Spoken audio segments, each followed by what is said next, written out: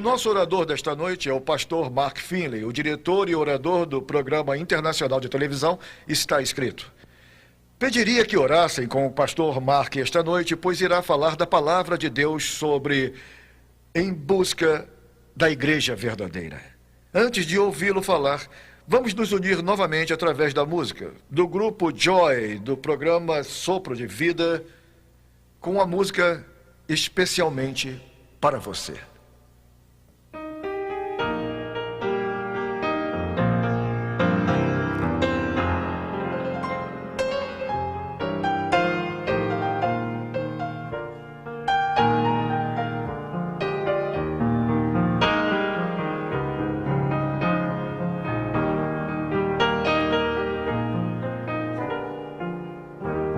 Especially for you, the Lord will turn the tide. Especially for you, He'll move that hill aside. Nothing else would matter if you really knew just how very much He loves and cares for you.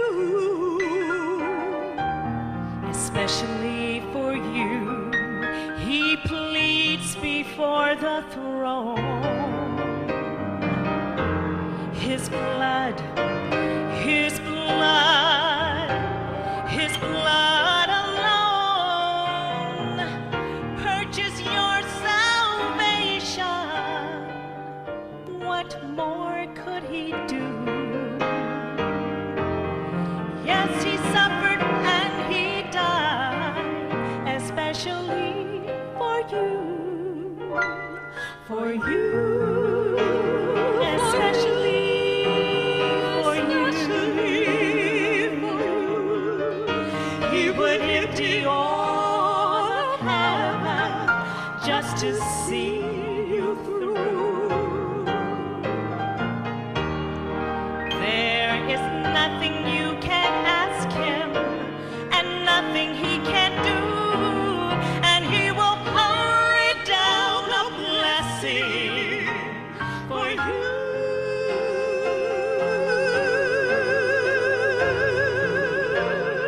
Especially for you.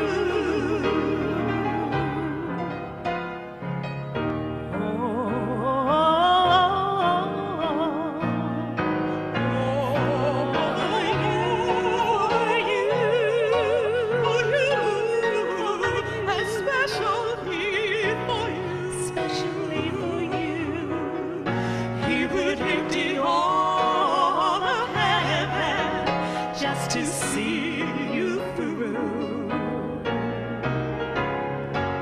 And there is nothing you can ask Him, And there's nothing He won't do. He will hurry down a blessing. Hurry down I know He's gonna send you down a blessing. He'll send you down a blessing. The Lord will hurry down a blessing for you.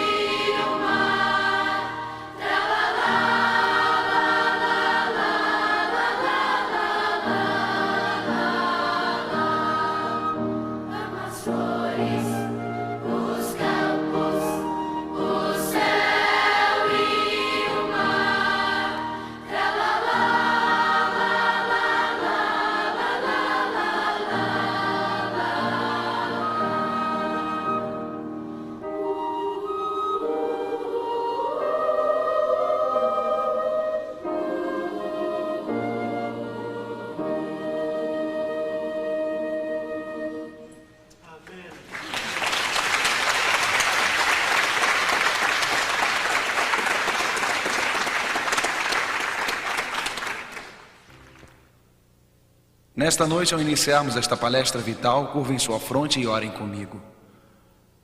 Pai nosso, nesta noite, em meio a um mundo de confusão religiosa, nós oramos pela certeza. Dê-nos o entendimento de sua palavra e a coragem para segui-la. Em nome de Jesus. Amém. O assunto desta noite é em busca da certeza. No fundo do coração de homens e mulheres em todo lugar está o desejo de conhecer a verdade. O desejo de conhecer algo que é certo, algo que é seguro, algo que não irá nos desapontar. E no fundo do nosso coração, ele está ansioso por uma igreja que irá manter a fé apostólica, um movimento, um corpo de crentes que vivem em harmonia com os princípios da Bíblia. Nós sempre fazemos a pergunta: tem Deus uma igreja neste mundo? Tem Deus um corpo de crentes neste mundo hoje? E se tem, como podemos identificá-los? Como podemos achá-los? Ao apóstolo Pedro se aproximar de Jesus, Jesus lhe perguntou: quem dizem que eu sou por aí? Pedro disse: alguns dizem que você é João Batista, Elias. Então Jesus perguntou: mas Pedro, quem você diz que eu sou? Pedro disse: tu és o Cristo. Então Jesus disse: eu também digo que você é Pedro, e sobre esta pedra, sobre esta afirmação que você fez, esta declaração de fé, esta sólida realidade que eu sou o Cristo, Filho de Deus, eu vou construir a minha igreja. Notem que Jesus disse: eu vou construir a minha igreja. Ao dizer que Cristo não tem uma igreja, é o mesmo que dizer que falhou em sua missão. Ele disse que construiria sua igreja. Ele disse que as portas do inferno não prevaleceriam contra ela. Se Deus não possui uma igreja hoje, uma igreja visível ou tangível, um corpo organizado de crentes, se não possui isto, então ele não construiu sua igreja, ou então a construiu e os portões do inferno prevaleceram contra ela. Eu não colocaria uma mentira nos lábios de Jesus. Jesus disse que construiria sua igreja e disse que o inferno não a venceria. Com o passar dos séculos, ele teve um grupo de crentes. Com o passar dos séculos, houve aqueles fiéis e leais a ele, aqueles que o representaram neste mundo. De fato, em Atos 2, versículo 41 e 47, a Bíblia diz: então aqueles que prontamente aceitaram a sua mensagem foram batizados, e todos os dias acrescentava o Senhor à igreja. Agora notem, aqueles que eram batizados não eram deixados do lado de fora sozinhos. Eles simplesmente não adoravam em um corpo invisível em seus lares. A Bíblia diz que prontamente aceitavam a mensagem. Portanto, muitos que têm vindo às séries têm prontamente aceitado a palavra de Deus e a Bíblia. A Bíblia diz que quando aceitavam, eram acrescentados à igreja. Eles se tornavam parte do corpo, parte da igreja e parte da igreja do Novo Testamento. A quem eram eles acrescentados? Leiam a última parte do verso comigo, por favor. E o Senhor acrescentava à igreja diariamente aqueles que se haviam de salvar. Quando eram batizados, eram eles acrescentados à igreja, amigos. Eram? A Bíblia diz que o Senhor os acrescentava à igreja. Eles alegremente recebiam a palavra de Deus, aceitavam o princípio da Bíblia, tornavam-se parte da fé apostólica, então parte da verdadeira e pura igreja.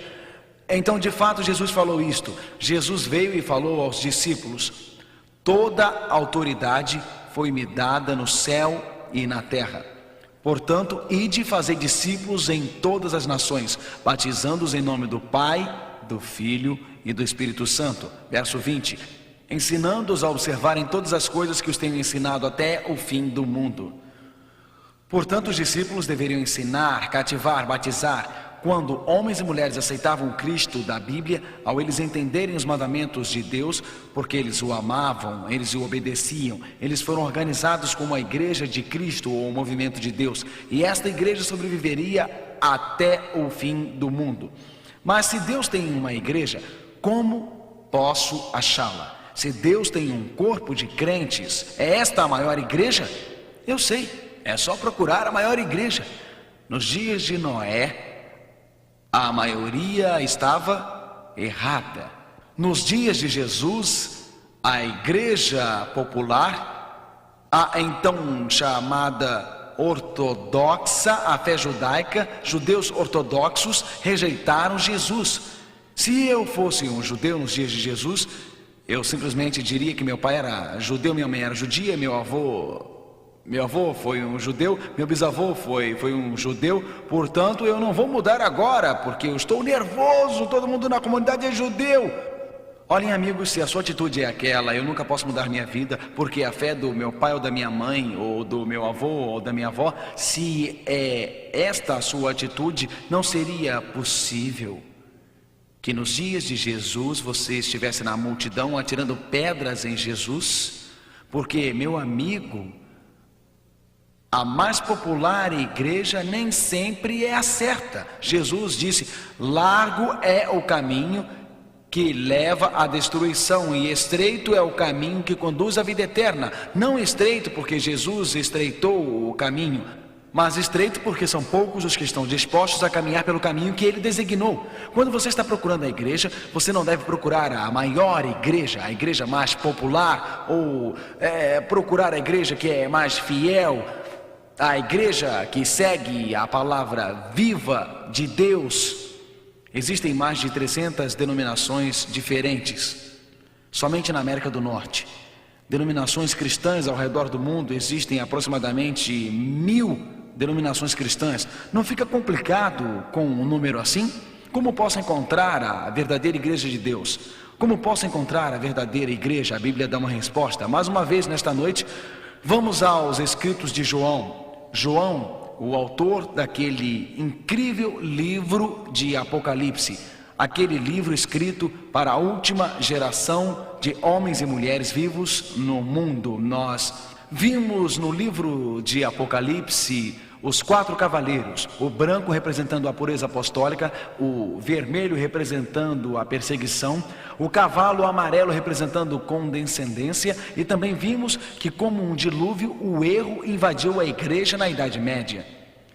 Também vimos em Apocalipse 17, em nosso último encontro, a prostituta, a igreja que se afastou de Cristo e enganou muitas pessoas com falsas doutrinas. Mas hoje, esta noite, voltaremos nossa atenção para o alvo de ataque de Satanás.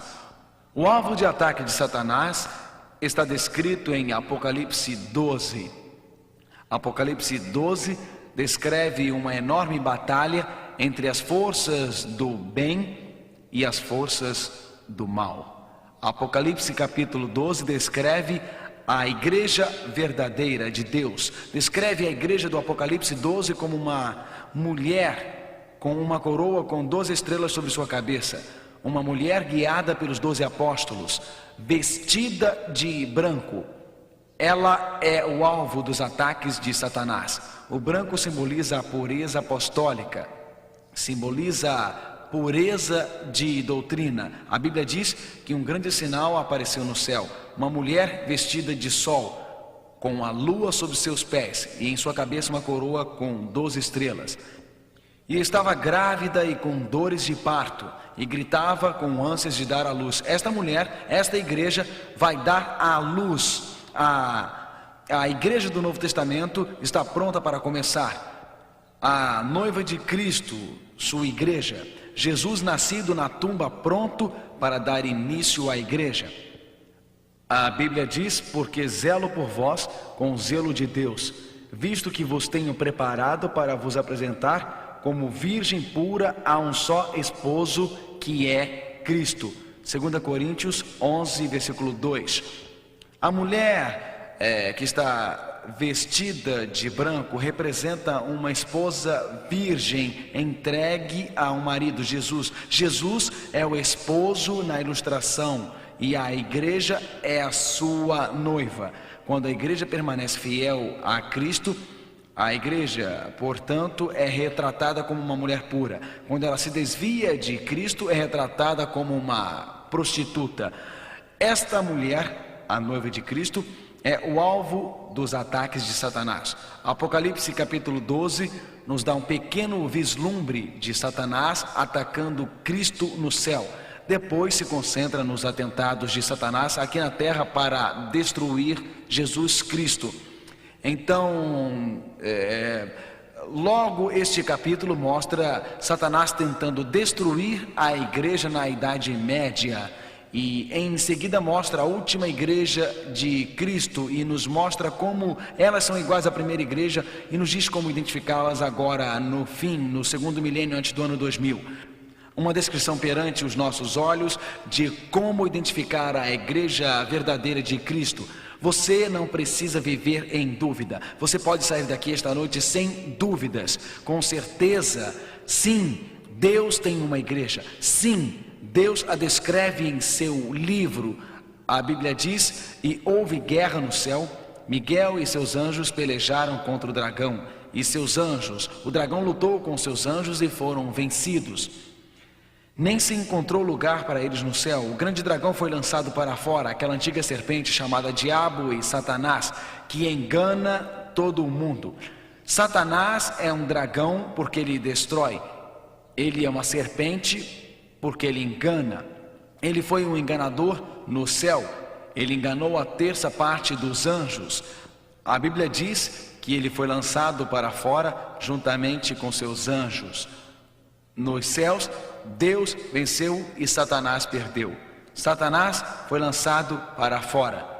Ele tentou Adão e Eva e no decorrer dos séculos tentou Israel. Então, Satanás veio ao menino Jesus para destruí-lo. Apocalipse 12, versículo 13. Quando o dragão viu que fora lançado para a terra, ele perseguiu a mulher que dera luz a um menino. Ele perseguiu o menino. O dragão desejou destruir Cristo quando ele nasceu. Vocês se lembram que Herodes fez um decreto que todos os meninos de 2 anos para baixo deveriam ser mortos. Ao fazer isto, José teve um sonho. Neste sonho viu o terrível intento de Satanás de destruir o Salvador. José foi instruído pelo anjo a levar o menino para o Egito.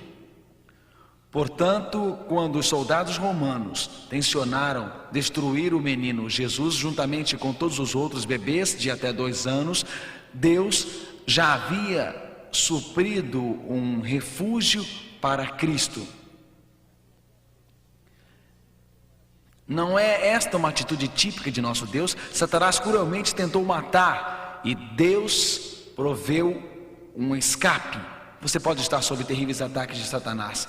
Você pode estar sendo oprimido por Satanás. Pode estar havendo problemas em sua família, em seu trabalho, problemas com seus amigos. Mas assim como Satanás tentou destruir Jesus, e assim como Deus proveu um lugar de refúgio no Egito, quando enfrentamos nossas maiores dificuldades, Jesus está lá. Quando enfrentamos nossas turbulências, Cristo está lá. Jesus abre um caminho em nosso pesar, nos desapontamentos da vida, um lugar de refúgio. Cristo foi para a cruz leal. Cristo foi preso na cruz com pregos em suas mãos, com uma coroa de espinhos sobre sua cabeça. Ele não quebrou sua lealdade. Quando Jesus morreu, pagando o preço da salvação por mim e por você, ele disse assim: está consumado. Ao Satanás perceber que Cristo estava morto, ao ver através da cruz que pecados podiam ser perdoados, ao ver que através da cruz a morte não mais poderia reter suas vítimas, Satanás, ao ver que pelo sacrifício de Jesus a sepultura estava para sempre aberta por Cristo, Satanás voltou sua atenção para a igreja. A Bíblia diz que Maria deu à luz a um varão que havia de reger todas as nações com vara de ferro, continuando em Apocalipse 12:5. E o seu filho foi arrebatado para Deus e para o seu trono. Este varão, Cristo, após sua morte na cruz, ressuscitou e ascendeu ao céu. Satanás voltou sua atenção agora ao alvo de maior valor para Deus, o alvo do amor de Deus, a igreja que Jesus deixou. Então lemos que naqueles séculos seguintes, os mártires sendo queimados nos postes. Lemos sobre como eram lançados aos leões. A Bíblia diz, Apocalipse 12:11, e eles o venceram pelo sangue do Cordeiro e pela palavra do seu testemunho, e não amaram sua vida até a morte. Aqui estavam homens e mulheres que enfrentaram perseguição. Está você enfrentando perseguição? O fiel povo de Deus enfrentou perseguição. Está você enfrentando dificuldades em sua vida? O povo de Deus, com o passar dos séculos, enfrentou. Eles não amaram sua vida até a morte. Eles renunciaram à sua vida por Cristo. A igreja medieval uniu a igreja e o Estado para reforçar seus decretos. Durante a Idade Média, nós lemos novamente que aqueles que não concordaram com a igreja popular, aqueles que se apoiaram na palavra de Deus, foram martirizados novamente. Eles eram levados em correntes, queimados nos postes, mas sua coragem era intocável. John Huss, ele mesmo, o grande reformador, quando estava sendo queimado no poste na praça em Praga, disse: tragam o fogo até o meu rosto, se estivesse com medo eu não estaria aqui. Que testemunho ele deixou para você e eu, um testemunho de fé, um testemunho de coragem, um testemunho de obediência para com Deus. A Bíblia diz, Apocalipse 12:6, a mulher fugiu para o deserto, onde já tinha um lugar preparado por Deus. O que a mulher representa, amigos? O que? A igreja. Para onde ela fugiu? Para o deserto, para que ali fosse alimentada durante 1260 dias. Em profecia bíblica, como vocês já sabem, a Bíblia fala em Ezequiel 4:6, um dia te dei por cada o quê? Cada o quê? Um dia por um ano. Portanto, 1260 dias proféticos equivalem a 1260 anos literais. Portanto, esta mulher, a igreja, estaria escondida durante a Idade Escura, durante o período da união da igreja com o Estado.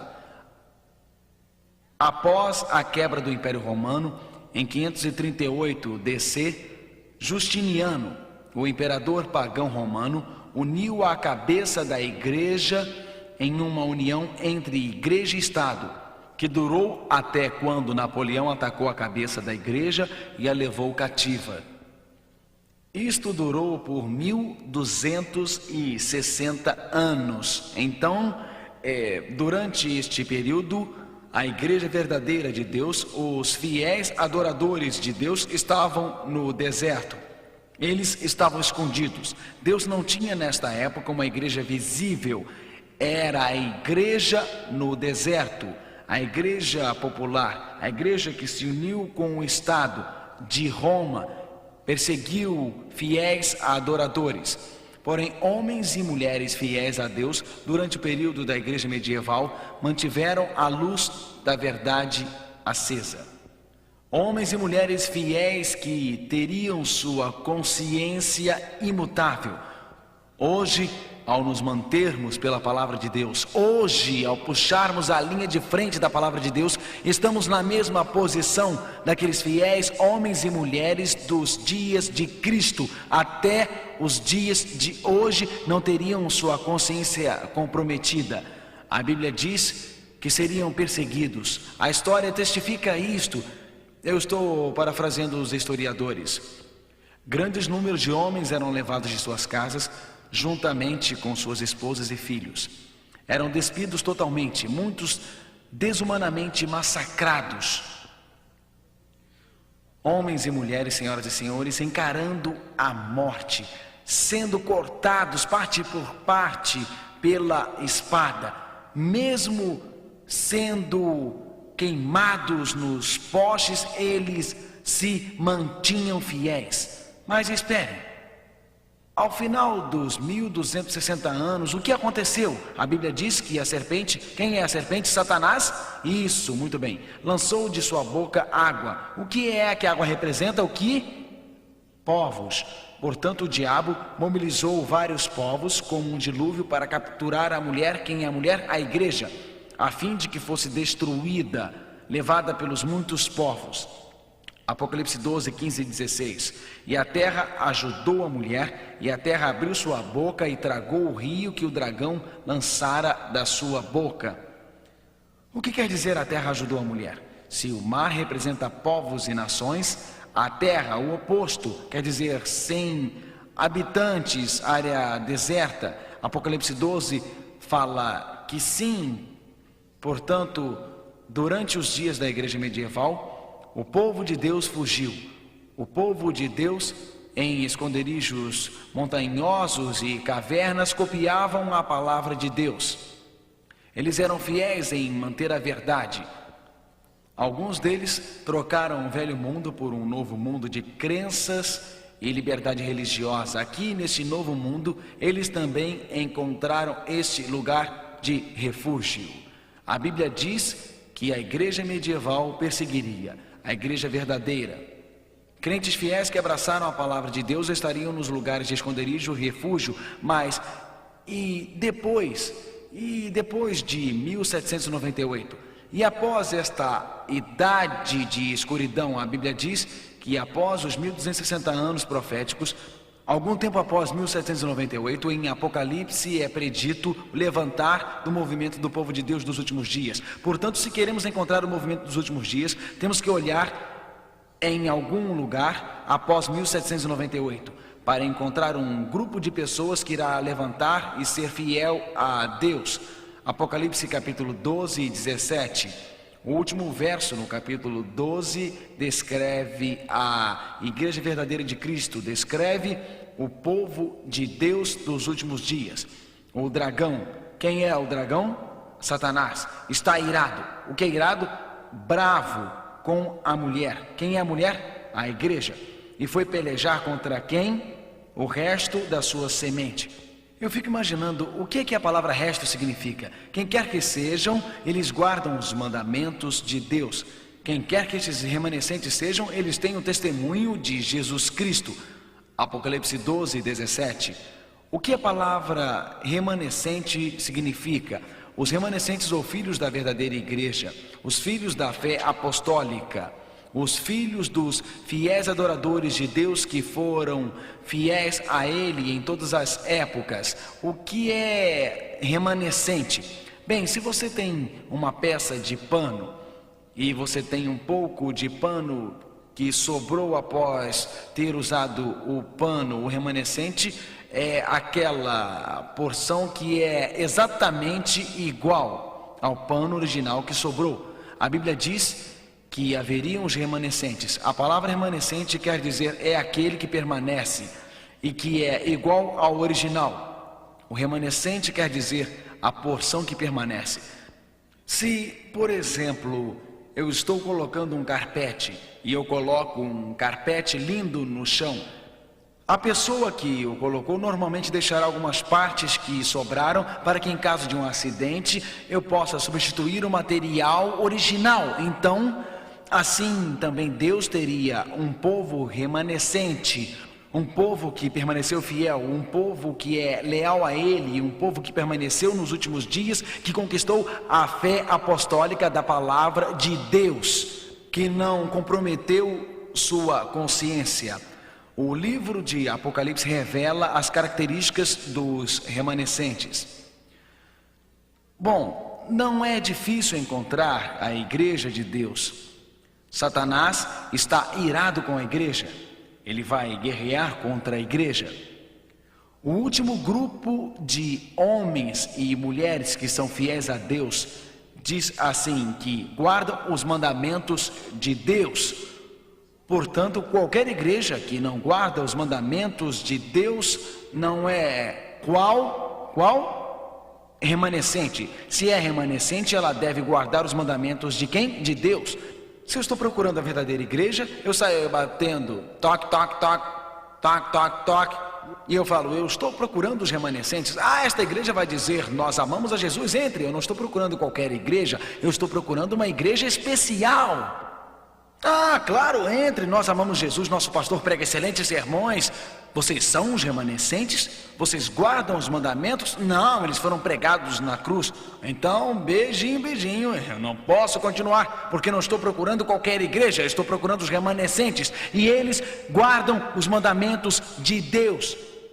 E eu digo, então, onde está a verdadeira igreja de Deus? E o livro de Apocalipse diz, aqui está a paciência dos santos. Leiam comigo, por favor. Aqui estão os que guardam os mandamentos de Deus e têm a fé de Jesus. A verdadeira igreja terá a fé de Jesus. Jesus acreditava na Bíblia como a única regra de fé na prática. Acreditava? Vai a igreja verdadeira acreditar nisso? Jesus falou que não haveria outro caminho senão através dele para a salvação. Não foi isto? Vai a igreja verdadeira ensinar que a salvação é pela graça?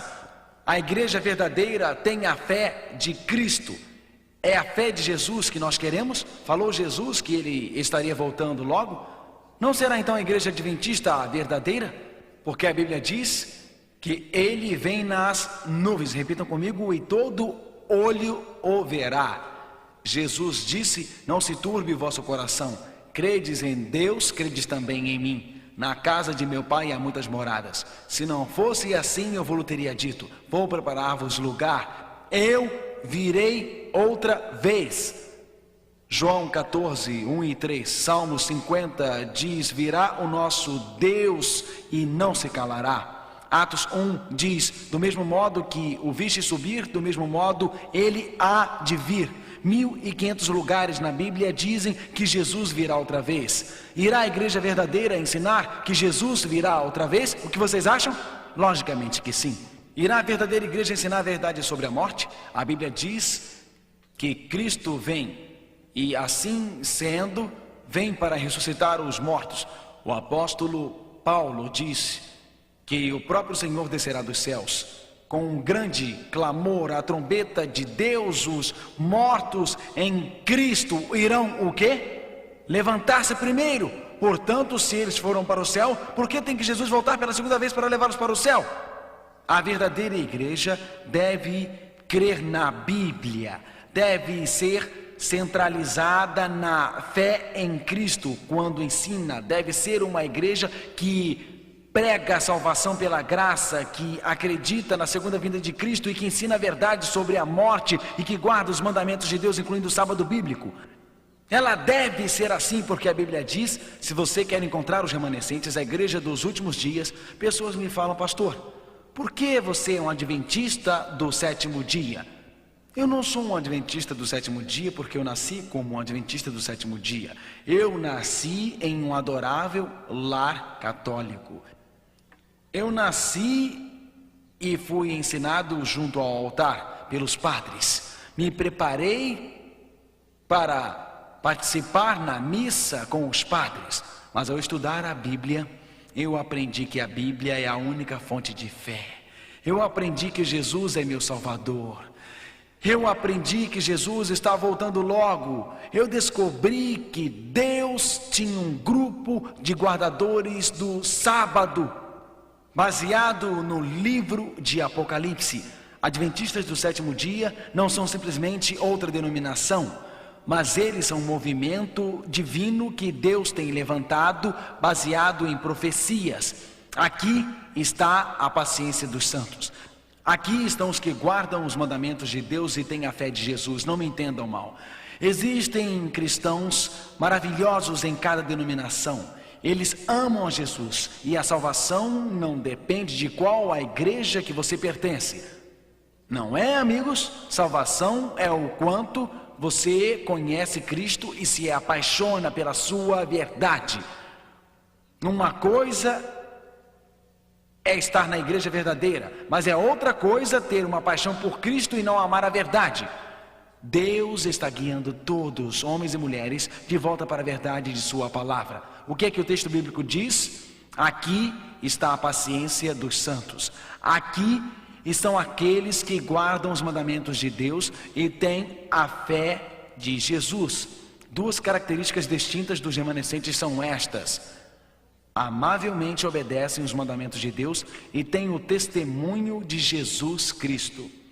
Eu fico pensando, Apocalipse 12 fala deste testemunho de Jesus, mas o que será isto? Vocês se lembram? Em Apocalipse 12, 17 fala que o dragão está irado com a igreja e saiu para guerrear com os remanescentes, ou sua semente que guarda os mandamentos de Deus e tem o testemunho de Jesus. O que será este testemunho de Jesus? João viu um anjo descer, a Bíblia fala: eu caí aos seus pés para adorá-lo. Ele me disse: não faças tal, pois eu sou teu servo e vocês são irmãos que têm o testemunho de Jesus. Este anjo que desceu do céu iria trazer para João, na ilha de Pátimos, uma testemunha ou testemunho de Jesus. João queria adorar este anjo. O anjo disse: não o faças. Mas estou trazendo para você, João, o dom da profecia, o espírito de profecia que tem pulsado no peito de cada profeta do Velho Testamento. O testemunho de Jesus, de acordo com a Bíblia, é o dom de profecia. Adoram a Deus, pois têm o testemunho de Jesus. Leiam comigo, é o espírito de profecia. Apocalipse 19, 10. Então a igreja verdadeira de Deus, o dragão, está irado contra ela e saiu para guerrear contra os remanescentes de sua semente, a última igreja que guarda os mandamentos de Deus e tem o testemunho de Jesus. E o testemunho de Jesus, todos juntos, é o quê? O espírito de profecia. O Deus que guiou a igreja através da história com o dom de profecia, iria guiar sua igreja dos últimos dias com o espírito de profecia.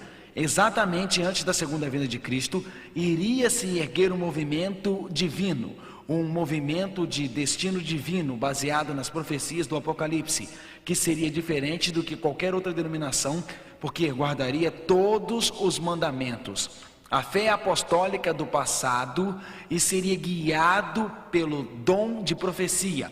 Vamos ler Coríntios. Vocês concordam com Paulo? Eu concordo, até mesmo com o testemunho de Jesus. O que é que o testemunho de Jesus é? O dom de profecia.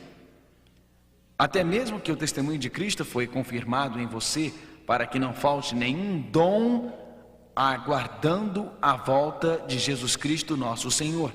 1 Coríntios 1, versos 6 e 7. Teria a igreja que espera a segunda volta de Cristo o dom de profecia? Teria? Aqui diz que sim. Notem no livro de Efésios, quando Jesus ascendeu aos céus, diz assim: e ele mesmo deu alguns para apóstolos, e alguns profetas, e outros evangelistas, e alguns pastores e professores. Efésios 4 e 11. Quando Jesus ascendeu aos céus, ele deu à sua igreja terrena pastores. Permaneceriam aqueles pastores na igreja até o fim dos tempos? A igreja precisa de bons pastores hoje? Amém. Precisa a igreja de bons professores hoje? Sim. A igreja precisa de evangelistas? Eu espero que sim. Sim. Precisa a igreja de administradores e apóstolos? Sim. A igreja dos últimos dias também seria guiada pelo espírito de profecia. Você diz: Mark, você quer dizer que uma das características do movimento dos últimos dias é o dom da profecia? Negar o espírito de profecia na igreja remanescente é o mesmo que negar aquela parte da Bíblia que diz o dom de profecia estaria na igreja de Deus dos últimos dias. Porém, o dom de profecia nunca deve tomar o lugar da Bíblia. Mas aceitar o dom de profecia é o mesmo que aceitar aquele dom que Deus deu, que estaria em sua igreja, que guardaria seus mandamentos nos últimos dias da história. Fiéis estudantes da Bíblia estudavam a palavra de Deus. E você se lembra que, ao estes fiéis estudantes estudarem a palavra de Deus, a igreja deveria se levantar ao redor de 1798? Eles estavam estudando as profecias de Daniel. Eles leram esta aqui. E ele me disse: por 2300 dias e o santuário será purificado. Daniel 8:14. Em profecias bíblicas, um dia profético equivale a um que literal? Um ano. Eles estudaram as profecias. Nós temos estudado aqui em nossas reuniões. Temos visto que esta profecia dos 2300 anos, que começou 457 a.C., e se você tem vindo, nós temos estudado que esta profecia se acabou em 1844, que desde 1844 temos estado vivendo no que a Bíblia chama de o tempo do fim.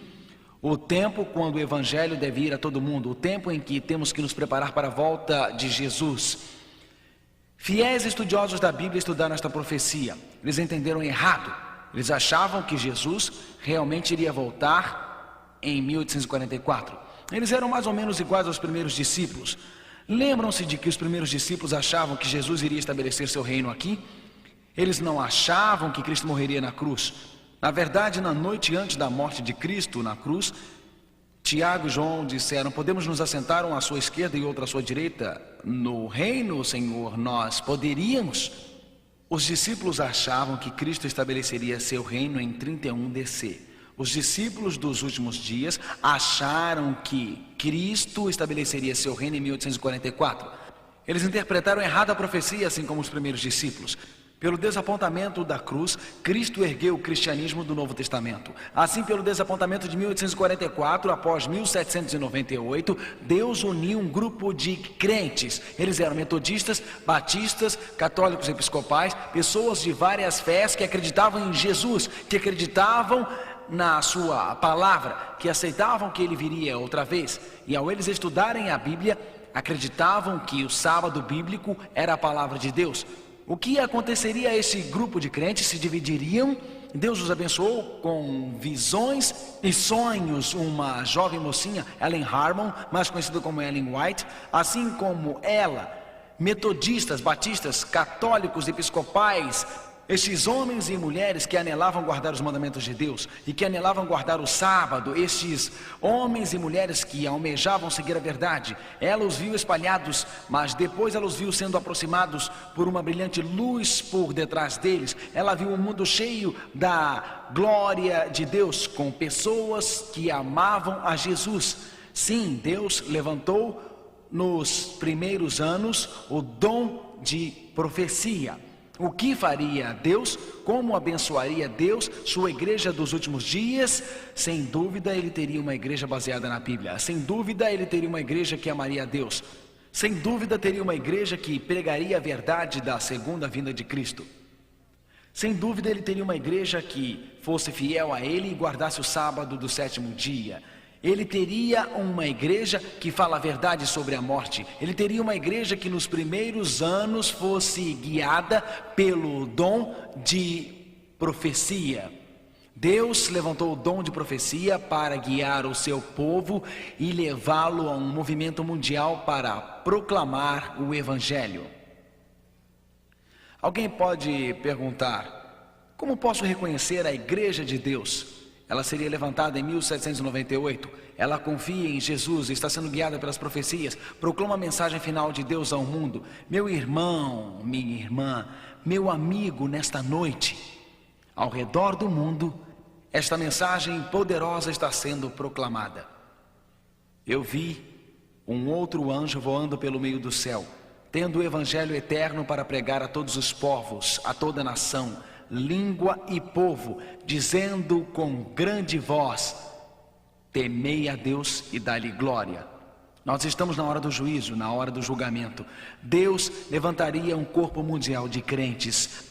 Isto está acontecendo nesta noite. Eu vi Deus se manifestar em Moscou, no auditório do Kremlin. Lá no Kremlin, 13 mil pessoas se levantaram. Bíblias foram distribuídas por caminhões do exército e mais de 2.000 foram batizados. Eu tenho visto Jesus se manifestar ao redor do mundo. Deus está te convidando nesta noite na China. Muitos têm sido alcançados na China. Esta mensagem verdadeira do advento está sendo pregada em uma província. 1.500 já foram batizados. Ali na Polônia, eu assisti enquanto centenas eram batizados. Iugoslávia, centenas batizadas. Deus está fazendo algo muito especial em um lugar na Sibéria. A maior estação de rádio de ondas curtas que pode enviar mensagens através do rádio, a maior parte das mensagens enviadas eram mensagens comunistas. Agora está sendo usada para enviar mensagens da Bíblia e Jesus Cristo. Deus está juntando o seu povo, porque estes são os últimos momentos. Esta é a hora final. Nessa noite, amigo, não importa o que você tem passado em sua vida, não importa a dor que você tenha sentido, o problema, o desapontamento que você tem vivido, Deus o trouxe aqui. Deus sabe que você é uma pessoa que tem procurado a verdade. Deus sabe que tem procurado a palavra de Deus. Ele sabe o que tem em seu coração e que Ele está aberto para a sua palavra. Eu não sou um adventista do sétimo dia porque eu nasci num lar adventista. Eu não sou um adventista porque a igreja adventista é outra denominação. Nesta noite particularmente, para ser honesto com Deus, eu abri minha Bíblia como um rapaz de 17 anos e disse: Jesus, eu quero encontrar teu remanescente. Deus disse: aqui estão os que guardam os meus mandamentos e têm a fé de Jesus Cristo. Deus tem um povo remanescente hoje no mundo. Ele o trouxe a esta reunião especificamente para trazer-lhe a verdade, para levá-lo à sua palavra. Ao você escolher segui-lo, ao colocar sua mão na dele, não importa quão fraco você é, ele é forte. Não importa quão frágil você está, Deus lhe dá força. Sejam quais forem seus desafios, Deus é maior do que os seus desafios. Nesta noite, ao curvarmos nossa cabeça para orar, não gostaria você de dizer: Jesus, não é por um acaso que eu estou aqui. Eu vi que tu tens um remanescente, um povo fiel a ti nestes últimos dias. Não é por acaso que estou aqui. Tenho visto que tu estás me chamando. Tenho sentido que estás batendo ao meu coração. E hoje à noite eu quero te dizer: Senhor, eu quero seguir tua verdade. Eu quero seguir tua palavra. Nesta noite eu entrego minha vida a ti, Senhor, porque eu sei que não importa o que eu tiver que dar, Jesus vai me dar paz interior. Jesus me dará alegria interior. A sensação de seguir a verdade é a maior sensação da vida. Hoje à noite, ao curvarmos nossa cabeça, você não gostaria de dizer: Jesus, eu sou teu? Ó meu Pai, nós temos ouvido o chamado de Deus em nosso coração. Temos visto que tu tens um povo neste mundo, não uma outra igreja ou denominação, mas um grupo de pessoas que se comprometeu a seguir tua palavra. Um grupo de pessoas que está comprometido em seguir tua verdade. Um grupo de pessoas que tem alegria em compartilhar tua mensagem ao redor do mundo. Senhor, sentimos que está havendo um grande movimento de revivamento, que milhares de pessoas estão aceitando a tua mensagem e se tornando parte da tua verdade. Pai, eu peço que abra nossos corações à voz, ainda que distante, do Espírito, e que nos leve a te seguir. Em nome de Jesus, amém. Eu espero que você se decida por Jesus. Amanhã em nossa reunião, um segredo financeiro que o mundo desconhece. Boa noite.